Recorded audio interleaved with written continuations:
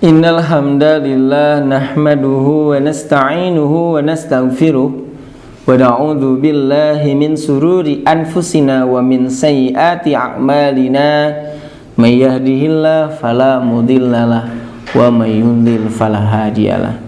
Asyhadu an la ilaha illallah wahdahu la syarikalah wa asyhadu anna Muhammadan abduhu wa rasuluhu amma ba'd. Alhamdulillahirabbil alamin adalah kata yang paling tepat untuk kita ungkapkan, karena semua yang kita dapatkan itu dari Allah Subhanahu wa taala. Kita tidak patut untuk takabur apalagi kufur terhadap nikmat-nikmat yang Allah Subhanahu wa taala berikan kepada kita, melainkan kita mesti bersyukur atas nikmat-nikmat yang Allah Subhanahu wa taala berikan kepada kita. Allah berfirman, wa qalilun min ibadiyas syakur, sedikit di antara hambaku yang pandai bersyukur. Mudah-mudahan kita termasuk kepada firman Allah taala yang itu. Baik, kita lanjutkan berkaitan dengan lafad yang ada dalam hadis kullu mauludin yuladu alal fitrah. Qadarullah. Imam Ali As-Sabuni mencantumkan hadis tersebut pada hadis yang pertama dari kitab Min Kunuz As-Sunnah. Alhamdulillah, lafaz per lafaz sudah dijelaskan di video-video sebelumnya.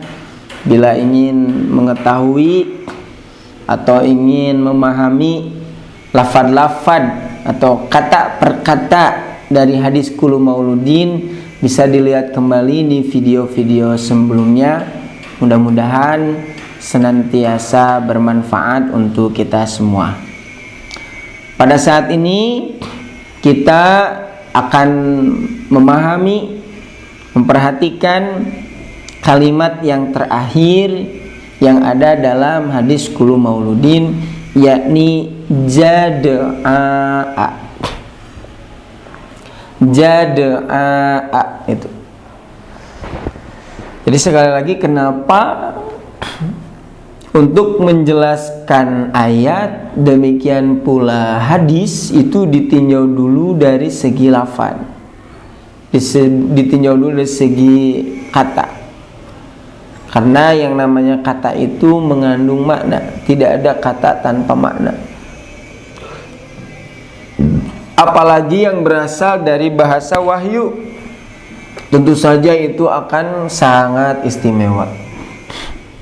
Istimewa karena kaitannya itu, bahasanya itu dengan wahyu, kaitannya nanti dengan aturan hidup manusia, sehingga ia itu akan dituntun dengan kalam-kalam Allah, baik secara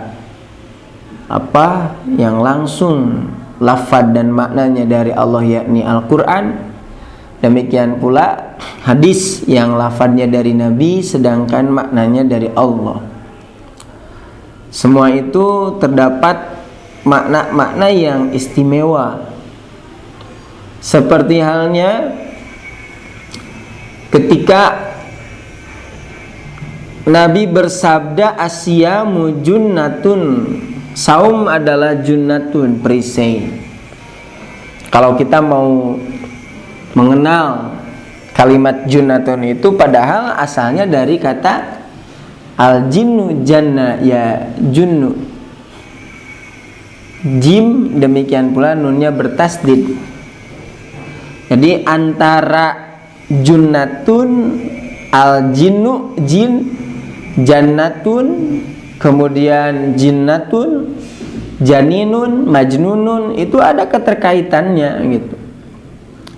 Makanya asal daripada makna al-jin itu adalah tidak terlihat oleh kasat mata. Makanya kenapa disebut majnun, karena ya tertutup akalnya. Disebut janin karena ada dalam perut. Bahkan disebut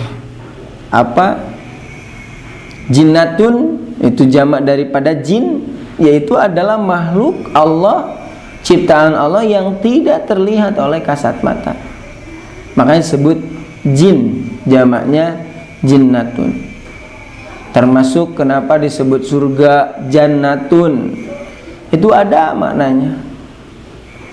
Yang pertama disebut jannatun itu karena maknanya belum karena kenikmatannya masih tertutup dari kita, makanya disebut jannatun.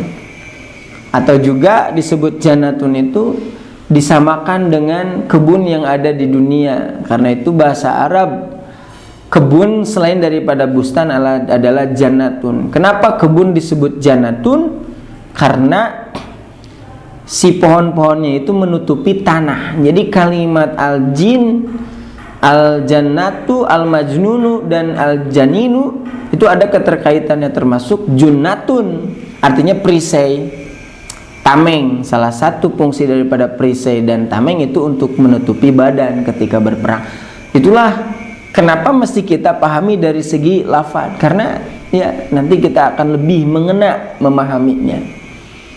Termasuk yang saat ini kita akan bahas, yakni kalimat jad'a. Apa itu jad'a? Jad'a ai maqtu'atal anfi awil uzuni. Jad'a itu maksudnya adalah dipotongnya hidung atau telinga. Jadi Nabi SAW mengatakan, hal tuhisuna, apakah kalian mendapati fiha, pada binatang itu ada yang kurang. Salah satunya adalah telinganya terputus atau hidungnya terpotong. Itu yang disebut dengan jad'a. Jad'a mustaqotun min jada'a bimakna qata'a. Jada'a itu diambil dari kata jada'a yang maknanya adalah qata'a. Jadi kita akan sudah mengenal kalimat jad'a itu artinya adalah terpotong. Ada dalam sebuah hadis yang dinyatakan oleh Nabi SAW, man qatala abdahu qatalnahu, siapa yang membunuh hambanya maka kami akan membunuhnya.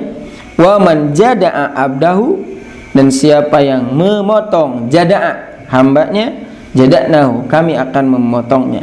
Wa fil amsal, ada dalam sebuah ungkapan, li amrin majada'a, untuk urusan yang terpotong, qasirun anfuhu, maka hidungnya itu pendek.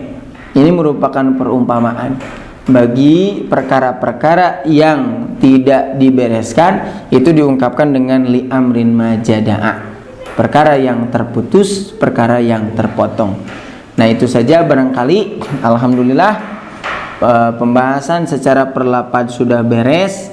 Yang terakhir yakni kalimat jada'a. Sekali lagi, bila ingin mengetahui hadisnya secara utuh, bisa dilihat dari kitab Sahih Al-Bukhari yang menjelaskan kullu mauludin yuladu ala fitrah.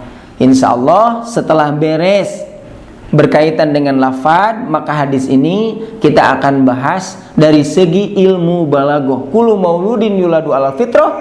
Kalau dari segi lafaz, kullu apa, mauludin apa, yuladu apa. Tapi nanti kita akan memahami dari segi ilmu balaghah, bagaimana ucapan Nabi ditinjau dari segi ilmu sastra bahasa Arab. Nah, makanya terus saja untuk memperhatikan daripada video-video Warasatul Al-Quran. Mudah-mudahan senantiasa memberikan manfaat, dan mudah-mudahan senantiasa memberikan ilmu yang senantiasa menambahkan kepada kita rasa takut kepada Allah Ta'ala. Demikian, insyaallah kita bertemu kembali. Aqulu qouli hadza wa astaghfirullah li wa lakum. Wassalamualaikum warahmatullahi wabarakatuh.